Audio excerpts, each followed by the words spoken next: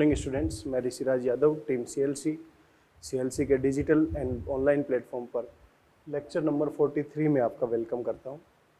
आपको याद रहे हम पढ़ रहे हैं excretory product and their elimination, उत्सर्जी उत्पाद और उनका निष्कासन। अभी तक हम पढ़ चुके हैं ऑस्मो कन्फर्मर क्या है, ऑस्मो रेगुलेटर क्या है, स्थलीय, स्वच्छ जलीय और समुद्री जंतुओं में ऑस्मो रेगुलेशन कैसे होता है, कौन यूरिकोटेलिक है, कौन यूरियोटेलिक है, कौन अमोनोटेलिक एनिमल है, किडनी की बाह्य संरचना और आंतरिक संरचना, नेफ्रॉन की संरचना के बारे में, और इसके बाद हम यूरिथ्रा मेल और फीमेल में क्या डिफरेंस है ये भी डिस्कस कर चुके हैं। कॉर्टिकल नेफ्रॉन और जक्स्टामेडुलरी नेफ्रॉन क्या है ये भी डिस्कस कर चुके हैं। यूरिया साइकिल कहाँ पर चलता है, यूरिया जो प्रोडक्ट बनेगा उसको कौन निष्कासन करेगा ये भी डिस्कस कर चुके हैं। पहले एक दो क्वेश्चन करते हैं और उसके बाद नेक्स्ट टॉपिक यूरिन फॉर्मेशन की बात करेंगे।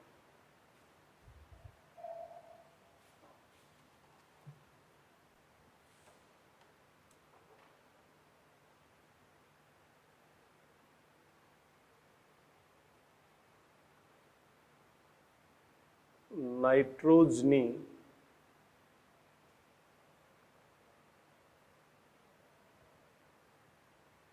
अपशिष्ट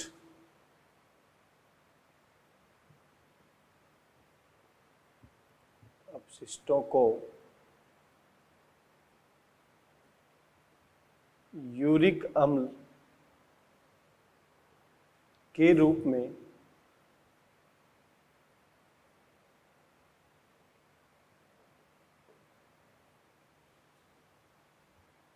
बाहर निकाला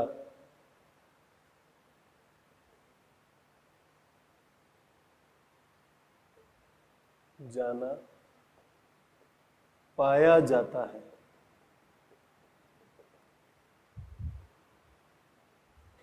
बेटा जी ये 2011 में पूछा गया क्वेश्चन है।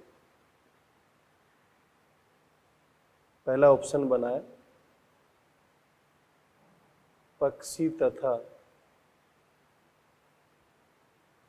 एनेलिड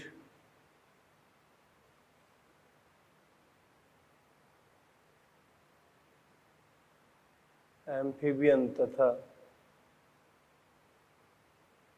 सरीसृप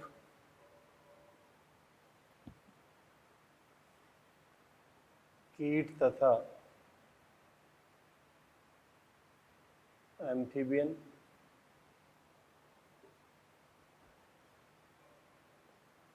सरीसृप तथा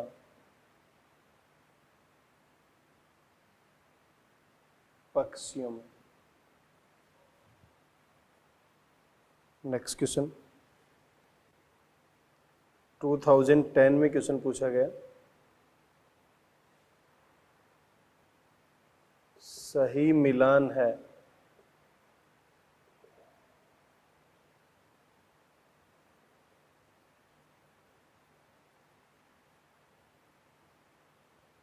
यहां लिखा हुआ था मानव,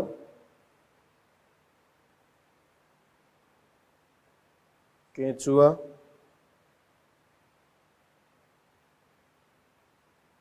कॉकरोच,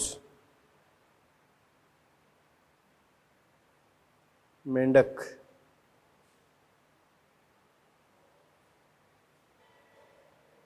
वृक्क,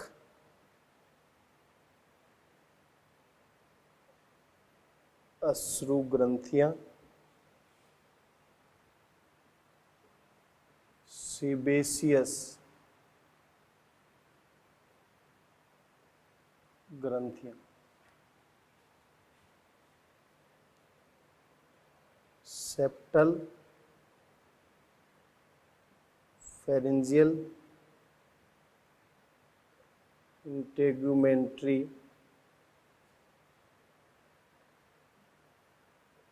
नेफ्रीडिया।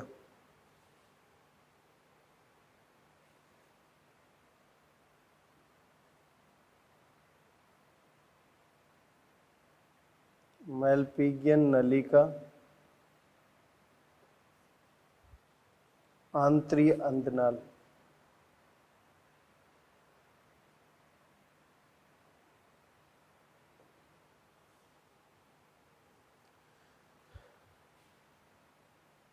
वृक्क, त्वचा,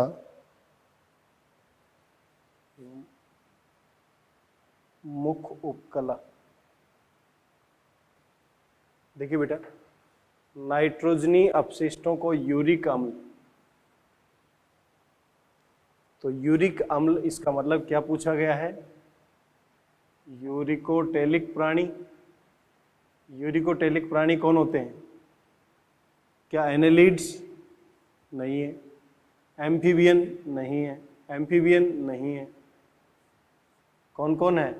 फॉर एग्जाम्पल कॉकरोच है, फॉर एग्जाम्पल रेप्टाइल्स है, फॉर एग्जाम्पल बर्ड्स है। तो यहाँ पर दे रखा है पक्षी और सरीसृप, यूरिकोटेलिक। सही मिलान बताना है। सही मिलान किस बेसिस पर दिया गया है? इधर नेम दे रखे हैं, इधर उनके उत्सर्जी अंग दे रखे। मेंढक में वृक्क होते हैं, त्वचा, मुख उपकला नहीं होती, गलत हो गई। कॉकरोच में मेलपीजियन नलिका होती है, आंतरी अंधनाल नहीं होती। केंचुआ में सेप्टल फेरेंजियल इंटेगुमेंट्री नेफ्रिडिया होता है, ये सही है। मानव में वृक्क होते हैं, अश्रुग्रंथि, सीबेशियस ग्लैंड। ये जो है नाइट्रोजनी वेस्ट को निकालने के लिए नहीं है। कौन कौन है? मानव में वृक्क, केंचुए में ये सभी, कॉकरोच में मेलपीजियन केवल, मेंढक में। तो सभी करेक्ट मैचिंग किस में दे रखे हैं? सेकंड। क्लियर? एक क्वेश्चन और करते हैं, इसी से रिलेटेड पूछा गया है।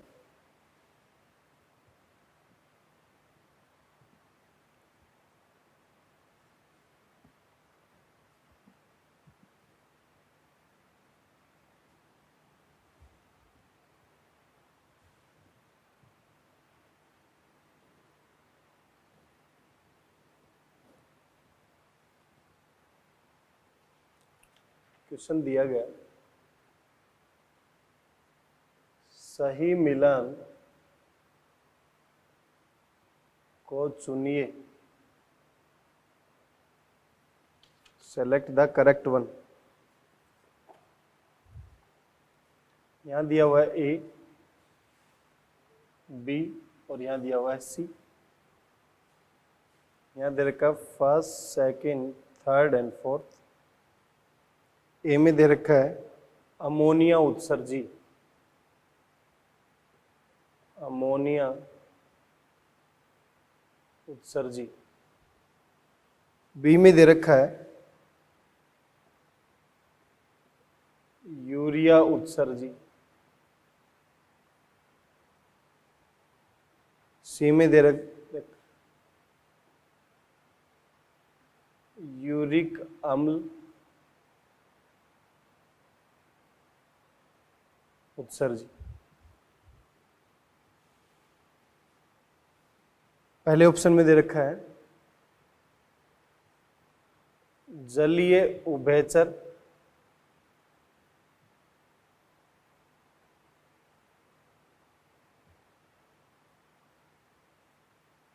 जलीय उभयचर,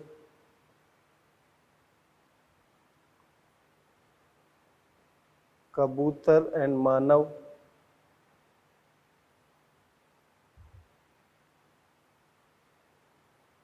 मेंढक एवं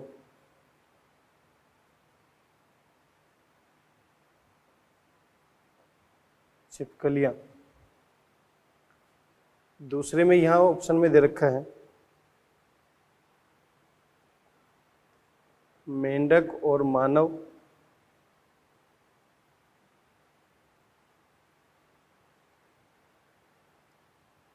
कॉकरोच और मानव,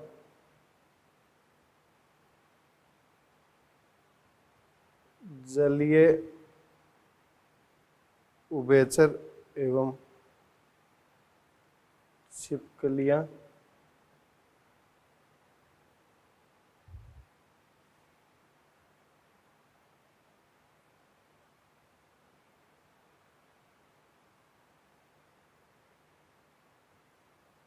जलीय एम्फीबिया और मानव।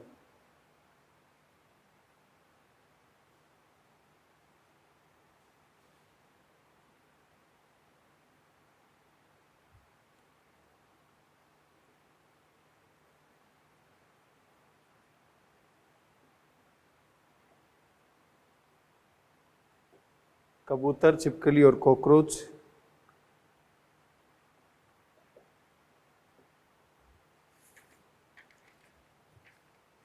मेंढक, कबूतर एवं छिपकली।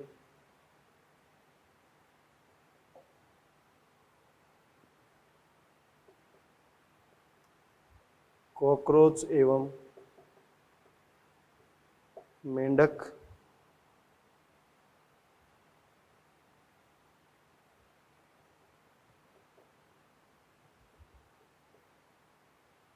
कॉकरोच एवं कबूतर। बेटा ये 2012 में क्वेश्चन पूछा गया। अमोनिया उत्सर्जी, इसका मतलब अमोनिया का उत्सर्जन करेंगे। यूरिया उत्सर्जी मतलब यूरिया का, और यूरिक अम्ल का मतलब यूरिक। इसका मतलब सी यूरिकोटैलिक है, बी यूरियोटैलिक है और ए अमोनोटैलिक। पहले यहां पर देखते हैं। यूरिक अम्ल उत्सर्जी कबूतर, बर्ड्स, लिजार्ड्स, इसका मतलब छिपकली या सरीसृप, कॉकरोच। पहला भी सही है। मेंढक यूरिक अम्ल नहीं होता, इसका मतलब दूसरा गलत हो गया। यहां मेंढक दे रखा है, ये भी गलत हो गया। ये भी सही है क्योंकि कॉकरोच भी यूरिकोटैलिक है और कबूतर भी, और यहां पर कॉकरोच भी है और कबूतर भी है और छिपकली भी। तीसरे वाले में तो पहला भी सही है और चौथा भी सही है। अब दूसरा देखते हैं। यहां देखें, यूरिया उत्सर्जी में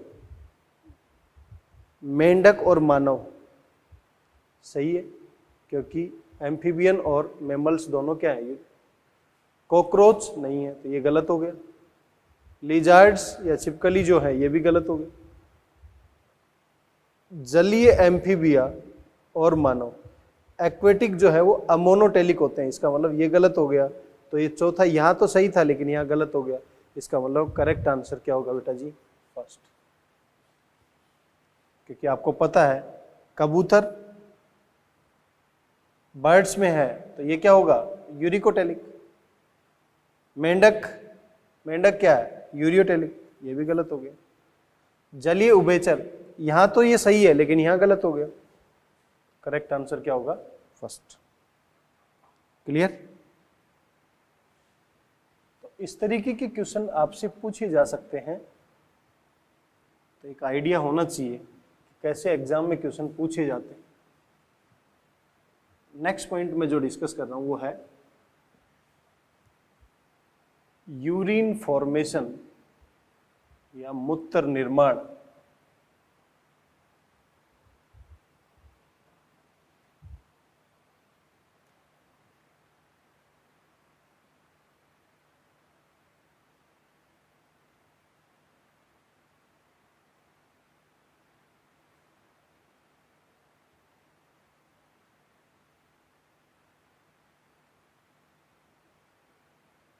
मूत्र निर्माण बेटा, मूत्र निर्माण या यूरिन फॉर्मेशन की जो प्रोसेस है उसमें हम 3 अलग अलग चरणों को सम्मिलित करते हैं। 3 अलग अलग साइंटिस्ट ने 3 अलग अलग चरणों को समझाया। पहला है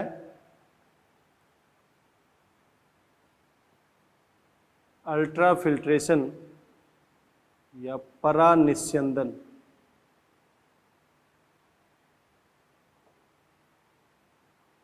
दूसरा है ट्यूबुलर रीअब्जॉर्प्शन, जिसे बोलते हैं हम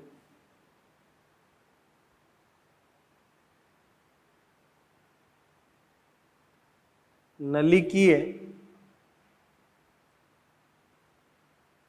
पुनः अवशोषण। और तीसरा है ट्यूबुलर सीक्रेशन, जिसे बोलते हैं नलिकीय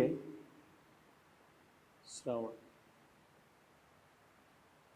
तो ये 3 स्टेप हैं, ultra filtration, tubular reabsorption and tubular secretion. हम इन तीनों स्टेप को यदि रफ आइडिया की फॉर्म में यदि समझें तो हम ये मान के चल रहे हैं कि ये हमारे पास बोमेन कैप्सूल और ये पीसीटी डीसीटी वाला, ये पीसीटी वाला पार्ट, इसके बाद आएंगे वो लूप ऑफ हेनले और डीसीटी वाला पार्ट, ये इसका नेक वाला ग्रीवा वाला भाग, ये इसका बोमेन कैप्सूल वाला भाग, और यहाँ पर विशेष प्रकार की जो सेल होती हैं उन्हें क्या बोलते हैं, पोडोसाइट। आने वाली एक ट्यूब है, ये जाने वाली ट्यूब है। जाने वाली ट्यूब का आने वाली ट्यूब के कंपैरिजन में जो व्यास है वो क्या है, कम है। ये इफरेंट आर्टरी का पार्ट है और ये एफरेंट आर्टरी का पार्ट। तो ये क्या फॉर्मेशन कर रहा है, ग्लोमेरुलस, और इन दोनों को ऐड कर दिया जाए तो इसको क्या बोलते हैं, मैलपीजियन बॉडी। अल्ट्रा फिल्ट्रेशन क्या है, जिसे परानिस्यंदन हम बोल रहे हैं, तीनों वर्ड याद रखें। अल्ट्रा फिल्ट्रेशन का मतलब है यहां से जो ब्लड आएगा वो यहां से फिल्टर होकर इस मेम्ब्रेन से, फिर इस मेम्ब्रेन से, इस मेम्ब्रेन से होकर यहां आ जाए। इसका मतलब जो वहां पर लिक्विड आया था उसे हम क्या कह सकते हैं, ब्लड। तो अल्ट्रा जो फिल्ट्रेट बनेगा, परानिस्यंद जो बनेगा वो क्या होगा, blood minus blood corpuscles plus proteinaceous part. यदि ब्लड में से हम ये पार्ट माइनस कर दें तो हम कह सकते हैं जो अल्ट्रा फिल्ट्रेट है या परानिस्यंद है ये सीधी फॉर्म में क्या है, प्लाज्मा माइनस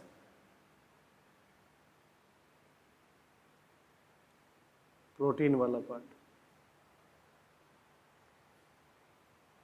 ये जो ब्लड आया ये अलग अलग 3 लेयर, ये ग्लोमेरुलर की जो केशिकाएं हैं उनसे, बेसमेंट मेम्ब्रेन आधारी जो पदार्थ है उससे, और बोमेन कैप्सूल की मेम्ब्रेन है उससे फिल्टर होकर यहां आ रहा है। इसीलिए इसको बोला अल्ट्रा फिल्ट्रेशन। माइन्यूट छोटे छोटे पोर से क्या हो रहा है, वो फिल्टर हो रहा है। अब जो फिल्टर हुआ उसमें जो यूजफुल जो प्रोडक्ट थे उन यूजफुल प्रोडक्ट को हम क्या करेंगे, वापस बॉडी उनको क्या करवा लेगी, एब्जॉर्ब। तो एलिमेंट्री कैनाल से जब एब्जॉर्ब करवाता है तो उसे बोलते हैं एब्जॉर्प्शन। अब जो इस ट्यूब में चले गए तो उनको दोबारा एब्जॉर्ब करवा रहा है, इसीलिए इसको क्या नाम दे दिया, ट्यूबुलर रीअब्जॉर्प्शन। और जो पार्ट यहां पर फिल्टर नहीं हो पाए और जो बॉडी के लिए टॉक्सिक है उन्हें इन ट्यूब के अंदर छोड़ दिया जाएगा, इसीलिए इसको क्या बोल रहे हैं, ट्यूब वाले पार्ट में सीक्रेट कर दिया, tubular secretion.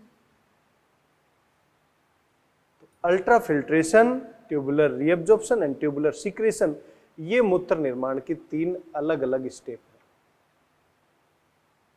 Clear? Next point समझे।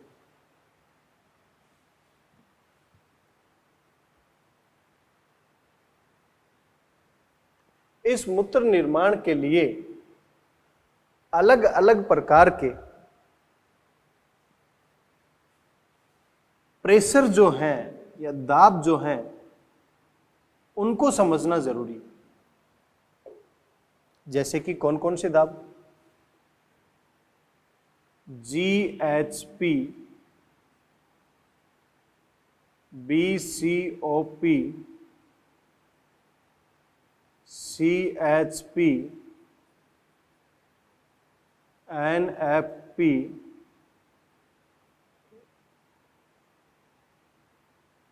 ये अलग अलग दाब।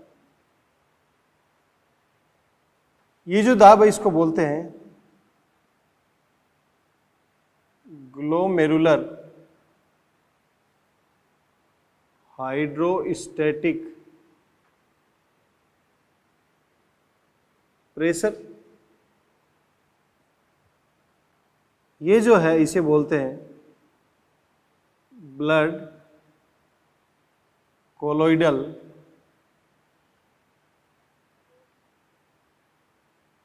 ऑस्मोटिक प्रेशर, इसे बोलते हैं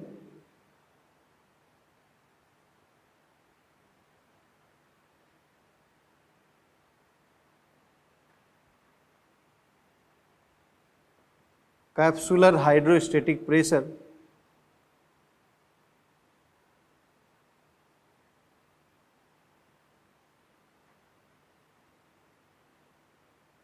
इसे बोलते हैं नेट फिल्ट्रेशन प्रेशर या इफेक्टिव फिल्ट्रेशन प्रेशर।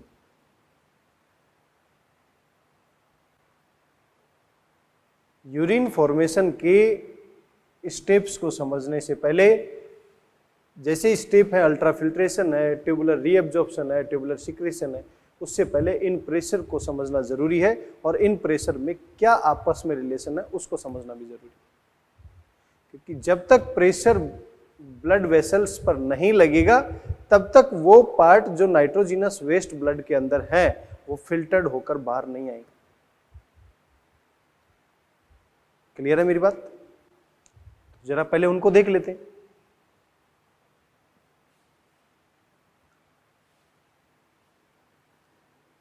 नेट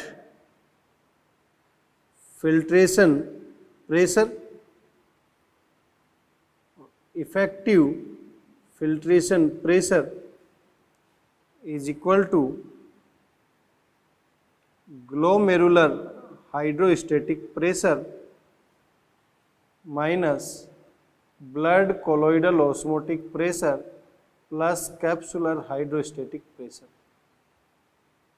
ये आपस में रिलेशन होता है कि नेट और इफेक्टिव फिल्ट्रेशन प्रेशर निकालना है तो ग्लोमेरुलर हाइड्रोस्टैटिक प्रेशर मिल जाए, ब्लड कोलोइडल ऑस्मोटिक प्रेशर मिल जाए, कैप्सुलर हाइड्रोस्टैटिक प्रेशर मिल जाए तो हमारे को रिलेशन पता लग जाए। For example glomerular hydrostatic pressure 60 mmHg है, blood colloidal osmotic pressure 30 mmHg और कैप्सुलर हाइड्रोस्टैटिक प्रेशर 20 mmHg। तो हमारे पास नेट जो वैल्यू आ जाएगी वो कितनी आ जाएगी? 10 mmHg। ये नेट फिल्ट्रेशन प्रेशर अप्लाई होगा, इसका मतलब फिल्ट्रेशन के लिए रेस्पॉन्सिबल क्या है? जीएचपी। और फिल्ट्रेशन का अपोज कौन कर रहा है? ये दोनों। इसलिए फिल्ट्रेशन के लिए रेस्पॉन्सिबल में से अपोज करने वाली यूनिट को माइनस कर दिया, हमारे पास क्या गया? और ये यदि 0 कर दिया जाए तो फिल्ट्रेशन संभव नहीं हो पाए। अब ये क्या क्या प्रेशर है इनको भी समझो।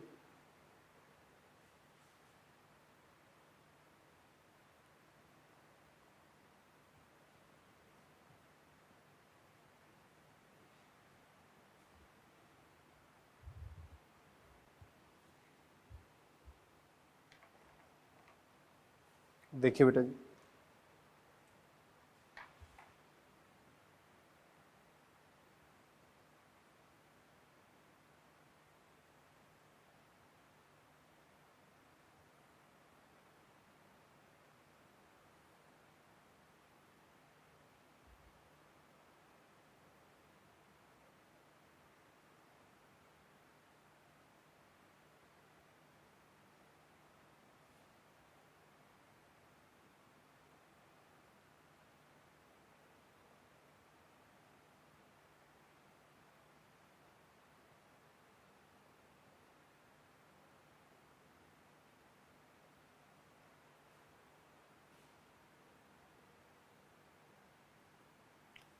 देखिए बेटा जी, ये पार्ट समझे क्या है? ये पार्ट मैंने एक्सप्लेन किया, पीसीटी है, समीपस्थ कुंडलित नली का।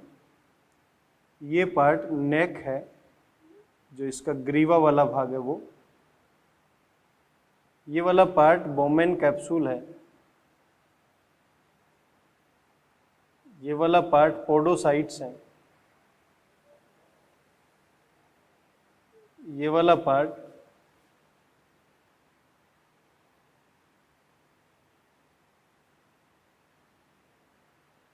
ग्लोमेरुलस वाला पार्ट है।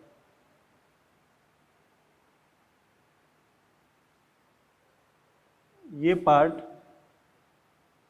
एफरेंट आर्टरी वाला पार्ट है, ये इफरेंट आर्टरी वाला पार्ट। मीन्स ये क्या है, अभिवाही, और ये अपवाही। यहां पर जैसे जैसे ब्लड आएगा, ये ब्लड इस ग्लोमेरुलर पार्ट पर प्रेशर अप्लाई करेगा। क्यों कर रहा है? क्योंकि ये जाने वाली ट्यूब का, इसका व्यास कम है, आने वाली ट्यूब का व्यास ज़्यादा है, तो ज़्यादा अमाउंट में लिक्विड आएगा, कम अमाउंट में जाएगा। तो यहाँ पर जो प्रेशर अप्लाई करेगा, कौन से पार्ट पर? ग्लोमेरुलस पर। जो लिक्विड प्रेशर अप्लाई कर रहा है उसे बोल रहे हैं ग्लोमेरुलर हाइड्रोस्टैटिक प्रेशर। जैसे ये प्रेशर अप्लाई करेगा तो यहां पर पार्ट क्या होगा? फिल्टर्ड होकर आएगा, और जो पार्ट फिल्टर्ड होकर यहां पर आएगा, किसके कांटेक्ट में आ गया वो? बोमेन कैप्सूल के में। इसे बोलेंगे कैप्सुलर हाइड्रोस्टैटिक प्रेशर, क्योंकि ये नेट फिल्ट्रेशन को, जो क्या है, जो फिल्टर्ड बनेगा यहां पर, वो ग्लोमेरुलर हाइड्रोस्टैटिक प्रेशर को क्या करेगा? अपोज। क्योंकि यहां पर ये लिक्विड जितना ज्यादा इकट्ठा होगा वो इसे फिल्टर्ड नहीं होने देगा। और यहां पर जो प्रोटीनियस पार्ट है एल्बुमिन, वो इसकी वाल के ऊपर प्रेशर अप्लाई कर रहा है, जिसे हम बोल रहे हैं ब्लड कोलोइडल ऑस्मोटिक प्रेशर। तो देखिए बेटा जी, जो नेट फिल्ट्रेशन प्रेशर अप्लाई होगा, ये क्या कर रहा है? इसका अपोज, इसको माइनस कर दिया। ब्लड कोलोइडल ऑस्मोटिक प्रेशर क्या किया? इसकी वाल में कंज्यूम हो गया। तो जो यहां पर प्रेशर अप्लाई हो रहा है उसी को क्या बोल रहे हैं? Glomerular hydrostatic pressure. उसमें से इसको और इसको माइनस कर दिया तो हमारे पास क्या आ गया? नेट फिल्ट्रेशन प्रेशर या इफेक्टिव फिल्ट्रेशन प्रेशर। अब मीनिंग समझे क्या?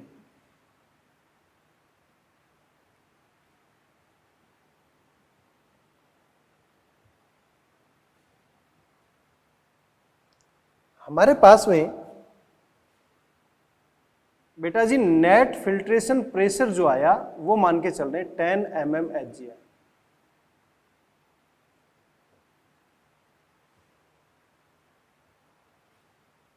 अब यदि मैं आपसे कहूं ब्लड सप्लाई पर मिनट किडनी को कितना होता है, तो आप कहेंगे 1100 से 1200 ml।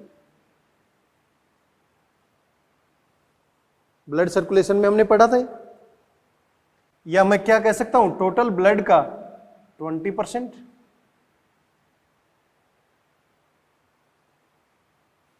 इसको बोलते हैं renal blood flow. Renal blood flow.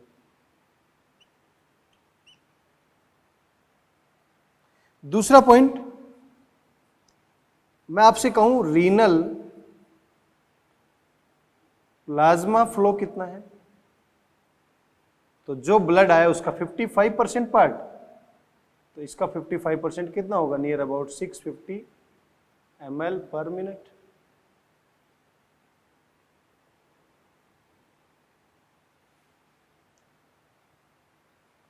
अब इतना प्लाज्मा गया, इतना प्रेशर अप्लाई हो रहा है, तो फिल्ट्रेट पर मिनट जो बनेगा वो बना है 125 ml पर मिनट। इसका मतलब 10 mmHg ने इतना फिल्ट्रेट करवाया, 1 mmHg 12.5 ml फिल्ट्रेट करवाता है। इतना ब्लड गया था, इसका मतलब इतना प्लाज्मा गया था, उसमें से फिल्ट्रेट पर मिनट, इतना ब्लड जाने के बाद उसमें से फिल्टर्ड कितना हुआ, 125 पर आवर देखा जाए तो हम क्या कहेंगे, 125 ml इंटू 60। और पर डे पूछा जाए तो हम क्या कहेंगे, 125 ml इंटू 60 और पर डे में 24 आवर को और मल्टीप्लाई कर देंगे। तो पर डे में ये जो वैल्यू आएगी, ये आएगी 180,000 ml पर डे, या इसी को कह सकते हैं 180 लीटर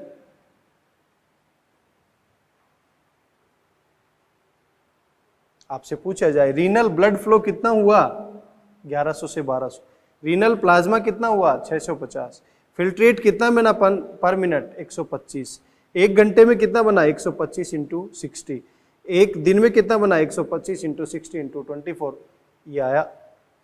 लेकिन बेटा जी ये तो फिल्ट्रेट है, यूरिन कितना बनेगा, इसमें से 1 से लेकर 1.5 लीटर पर डे।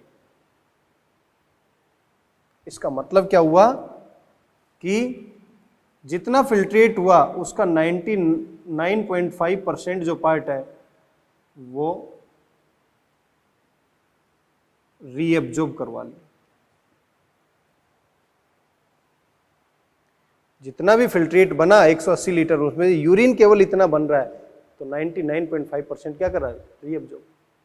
तो आपसे पूछ लिया जाए फिल्ट्रेशन फ्रैक्शन बताएं, फिल्ट्रेशन फ्रैक्शन परसेंटेज में निकालेंगे तो कैसे कहेंगे, कितना फिल्टर्ड हुआ, 125 ml, कितना प्लाज्मा गया था उसके पास, 650 ml इंटू 100। तो फिल्ट्रेशन फ्रैक्शन कितना है, इसको इससे डिवाइड करेंगे तो नियर अबाउट 20% आएगा। और इतना होना भी चाहिए था क्योंकि हमारा ब्लड किडनी को सप्लाई कितना हुआ था, 20%। तो एक बार सर्कल में 20% आ रहा है तो 20% फिल्ट्रेशन फ्रैक्शन भी होना चाहिए। यदि प्रेशर, इफेक्टिव प्रेशर 10 mmHg लग रहा है तो, क्योंकि 1 mmHg 12.5,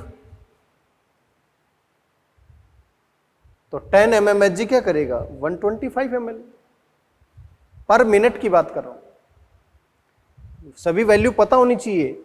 ये वैल्यू रीनल ब्लड फ्लो पर मिनट है, ये वैल्यू रीनल प्लाज्मा फ्लो पर मिनट है, ये वैल्यू फिल्ट्रेट पर मिनट है, ये फिल्ट्रेट पर आवर है, ये फिल्ट्रेट पर डे है, ये यूरिन पर डे है। तो 180 लीटर फिल्ट्रेट में से यूरिन कितना बना, 1 से 1.5। क्लियर है बेटा जी?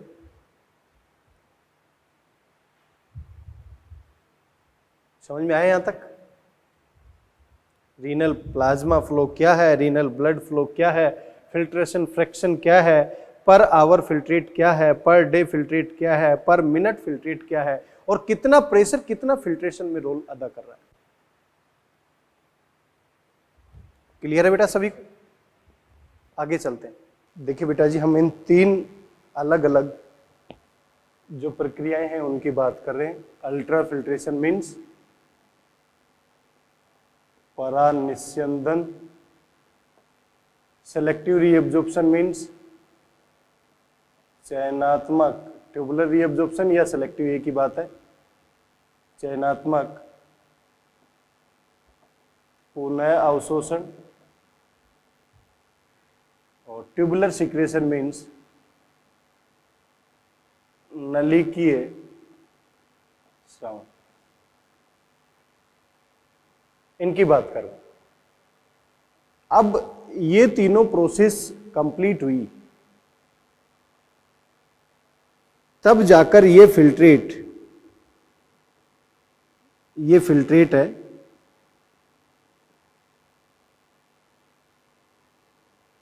कलेक्टिंग डक्ट में पहुंचेगा, कलेक्टिंग डक्ट या संग्रह नलिका,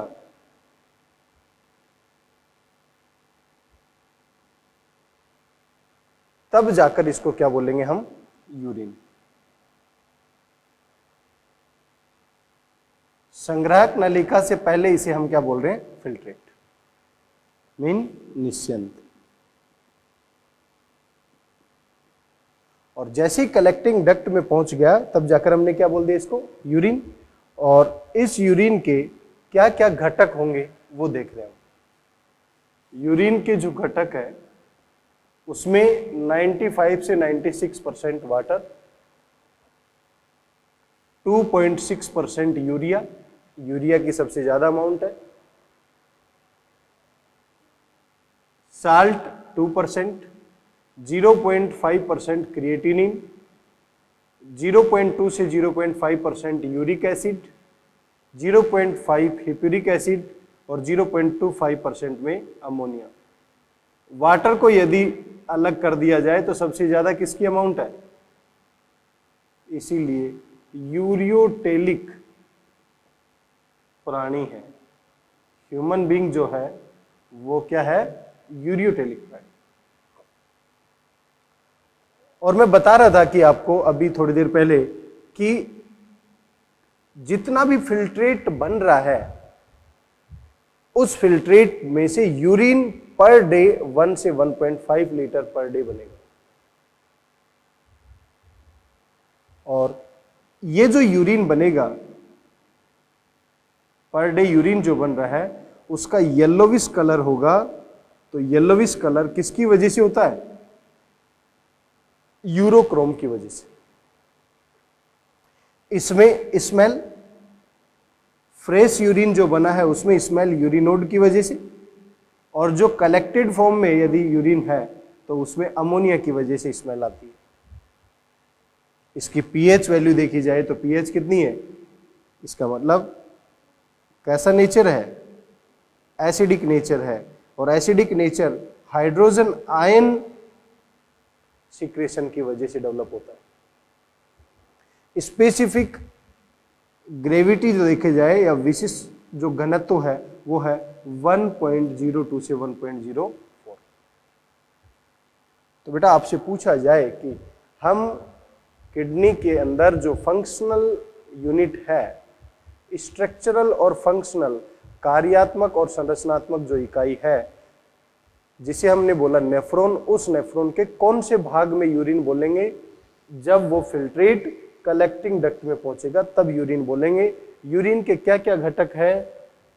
95 से 96% वाटर, 2.6% यूरिया, 2% साल्ट, 0.5% क्रिएटिनिन, 0.2 से 0.5% uric acid, 0.5% hippuric acid, 0.25 ammonia. Maximum amount water को छोड़ दिया जाए तो किसकी है? यूरिया की, यूरियोटेलिक एनिमल। पर डे कितना सिक्रेशन हो रहा है?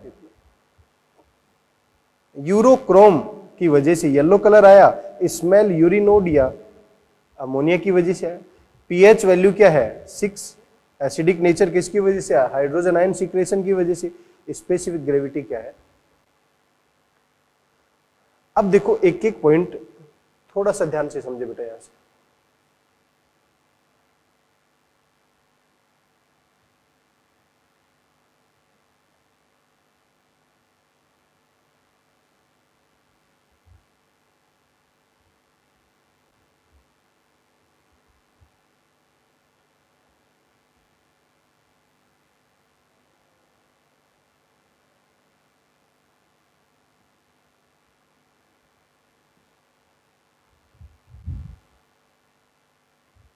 देखिए बेटा जी, पहला पॉइंट है अल्ट्रा फिल्ट्रेशन। ये कपलाई की स्ट्रक्चर, प्याले नुमा संरचना, जिसे क्या बोल रहे हैं हम? बोमेन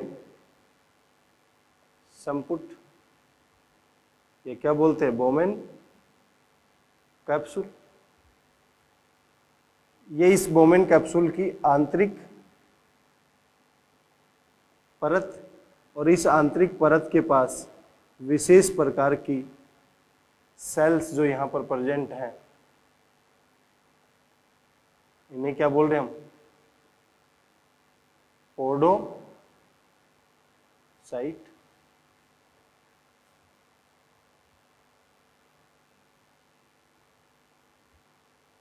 यहाँ पर एक ट्यूब आ रही है,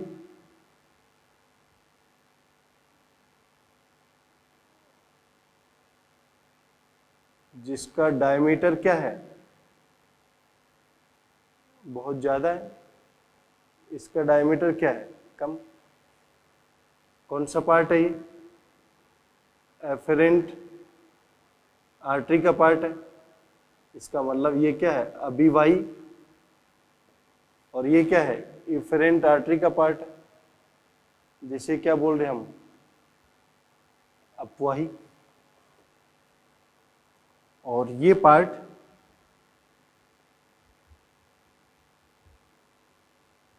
ग्लोमेरुलस का। तो अल्ट्रा फिल्ट्रेशन जिसकी बात कर रहे हैं हम, क्योंकि मूत्र निर्माण में सबसे पहली प्रक्रिया जो है वो अल्ट्रा फिल्ट्रेशन है, उस अल्ट्रा फिल्ट्रेशन में कितनी परतें काम करेंगी? तो इसके लिए 3 परतें काम करेंगी। पहली परत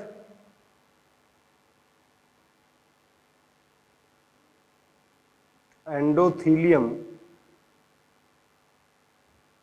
एंडोथीलियम ऑफ ग्लोमेरुलर कैपिलरी।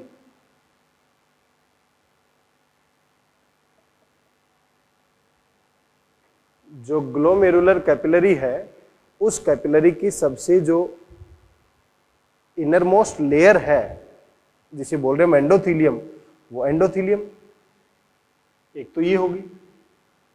दूसरी क्या है? इन दोनों के बीच में बोमेन कैप्सूल और ग्लोमेरुलर एंडोथीलियम के बीच में क्या है? बेसमेंट मेम्ब्रेन, आधार कला। बेसमेंट मेम्ब्रेन या आधार कला। और तीसरी मेम्ब्रेन जो काम कर रही है वो क्या है? बोमेन संपुट की आंतरिक परत।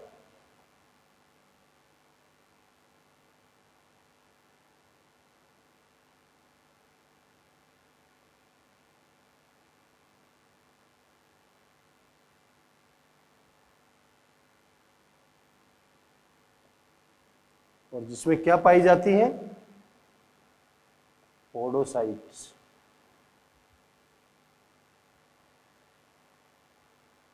ये तीनों परतें 1, 2 एंड 3, ये तीनों परतें जब काम आएंगी तब जाकर जो फिल्ट्रेट बनेगा वो होगा अल्ट्रा फिल्ट्रेट। क्लियर है मेरी बात? सेकंड पॉइंट बात करें हम सेलेक्टिव रीअब्जॉर्प्शन की। इसका मतलब सेलेक्टिव रीअब्जॉर्प्शन, चयनात्मक पुनः अवशोषण या ट्यूबुलर रीअब्जॉर्प्शन। इसे सेलेक्टिव क्यों बोला? हमारी बॉडी में अलग अलग सब्सटेंस होते हैं, अलग अलग पदार्थ हैं, और उसे मैं 4 अलग अलग कैटेगरी में डिवाइड कर रहा हूं। पहला है हाई थ्रेशोल्ड सब्सटेंस, जिसे बोलते हैं उच्च देहली पदार्थ। दूसरा है लो थ्रेशोल्ड सब्सटेंस। तीसरा है नॉन थ्रेशोल्ड सब्सटेंस। और चौथा है वेरिएबल थ्रेशोल्ड सब्सटेंस।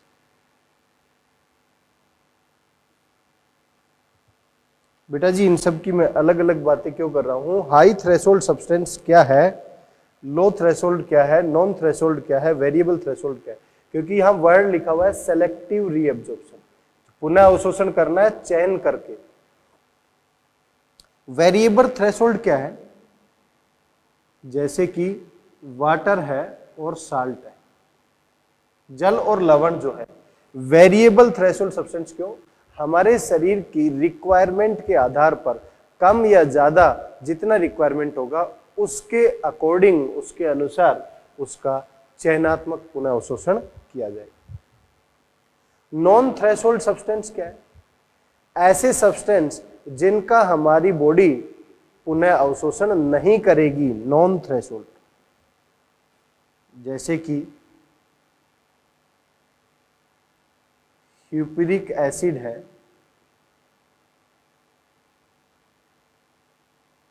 क्रिएटिनिन है। लो थ्रेशोल्ड सब्सटेंस, लो थ्रेशोल्ड सब्सटेंस क्या है, जिनकी हमारी बॉडी को थोड़ी सी मात्रा में प्राशन नियमन के लिए आवश्यक होती है, वो है जैसे कि यूरिया। यूरिया की अत्यधिक मात्रा तो हम क्या करेंगे, शरीर से निष्कासित करेंगे, लेकिन कुछ मात्रा में उसको क्या किया जाएगा, पुनः अवशोषण। हाई थ्रेशोल्ड सब्सटेंस क्या, high threshold substance for example glucose है, फॉर एग्जांपल एमिनो एसिड है, फॉर एग्जांपल विटामिन है, इनको हमारे बॉडी की सख्त रिक्वायरमेंट है, इसलिए इनको 100% तक पुनः अवशोषित किया जाएगा। इसका मतलब हमारे पास सब्सटेंस किस बेसिस के हैं, हाई थ्रेशोल्ड के हैं या लो थ्रेशोल्ड के हैं या नॉन थ्रेशोल्ड के हैं या फिर वेरिएबल थ्रेशोल्ड सब्सटेंस है। क्लियर है बेटा जी मेरी बात? अल्ट्रा फिल्ट्रेशन का स्टेप हो गया, सेलेक्टिव रीअब्जॉर्प्शन का हो गया। अब तीसरी बात कर रहे हैं हम ट्यूबुलर सीक्रेशन की।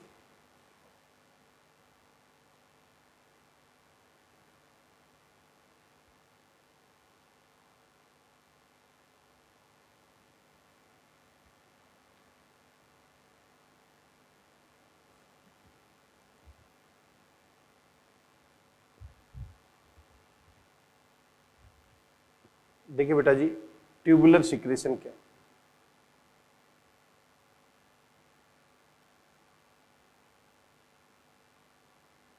जनरली की बात करें हम,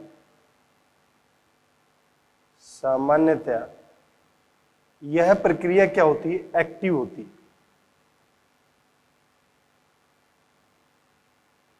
लेकिन पैसिव भी हो सकती है। इसका मतलब यहां पर एटीपी की आवश्यकता नहीं होगी और ये काम करने के लिए एटीपी की रिक्वायरमेंट होगी। ट्यूबुलर सीक्रेशन की बात हो रही है बेटा जी यहां पर। पैसिव और एक्टिव क्यों बोला? ट्यूबुलर ऐसे पदार्थ जिनको हमारी बॉडी फिल्टर नहीं कर पाई, तो हम क्या करें, उन पदार्थों को डायरेक्ट पीसीटी पार्ट में और नेक पार्ट में जाकर छोड़ दें। उसको छोड़ने का तरीका दो, पैसिव और एक्टिव। यदि कंसंट्रेशन ग्रेडियंट के अकॉर्डिंग हो रहा है, मींस सांद्रता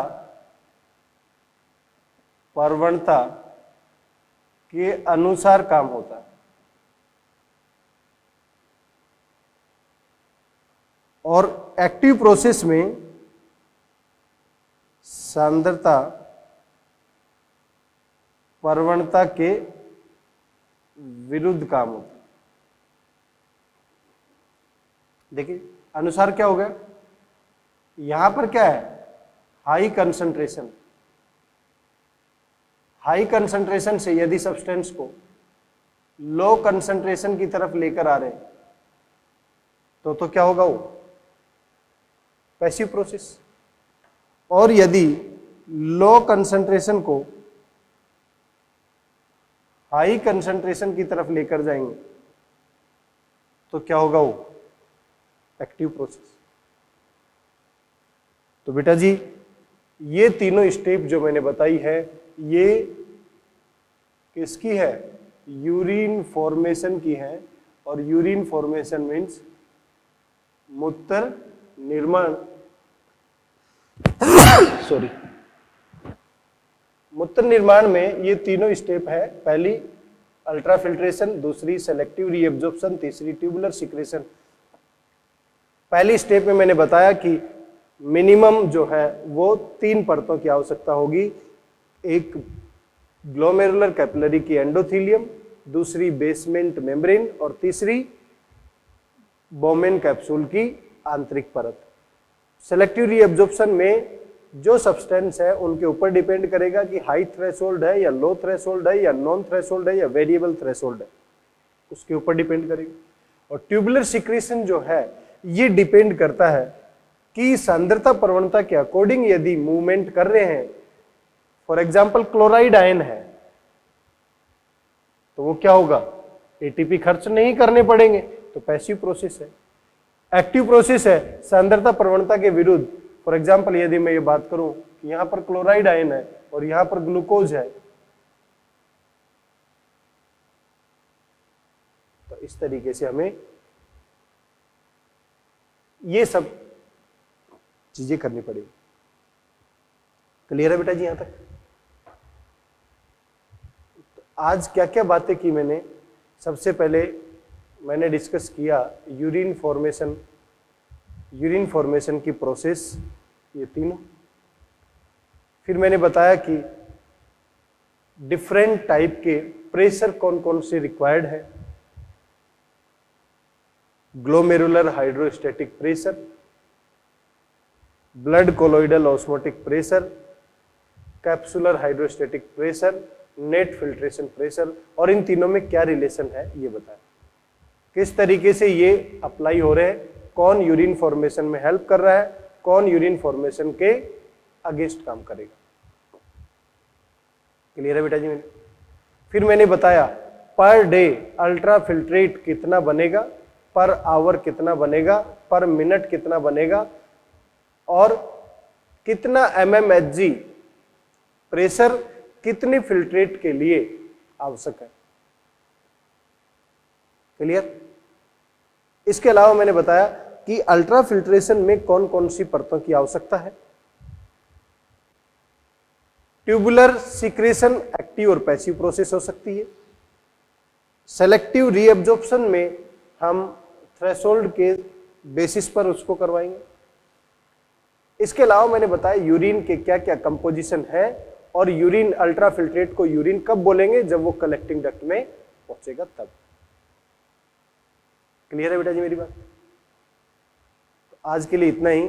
नेक्स्ट क्लास में हम डिस्कस करेंगे लेक्चर नंबर 44, और उसमें बताऊंगा मैं किस तरीके से यूरिन की कंसंट्रेशन को मेंटेन किया जाता है। एक बॉडी के अंदर 300 मिली ऑस्मोलर कंडीशन है, उसको 1200 तक कैसे पहुंचाया जाए, इसका मतलब कंसंट्रेशन ऑफ यूरिन की बात करेंगे। इसी के साथ साथ हम रेगुलेशन ऑफ किडनी फंक्शन की बात करेंगे कि हमारी बॉडी में ब्लड प्रेशर हाई और लो हो रहा है, तो अल्ट्रा फिल्ट्रेट जो बनेगा वो ज्यादा और कम बन रहा है, तो उसको किस तरीके से रेगुलेट किया जाए। बीपी ज्यादा और कम होने से हार्ट के ऊपर क्या इफेक्ट पड़ेगा। क्लियर? उसकी बात करेंगे। और बात करेंगे कि अलग अलग पार्ट है नेफ्रॉन के, पीसीटी है, डीसीटी है, लुपोफेनले है, इन सब पार्ट में जो फिल्ट्रेट आएगा उसकी टॉनिसिटी क्या होगी, वो समप्रासरी होगा, अतिप्रासरी होगा या अल्पप्रासरी होगा, किस तरीके की कंडीशंस होंगी, उन सब की बातें करें। आज के लिए इतना ही। Thank you so much.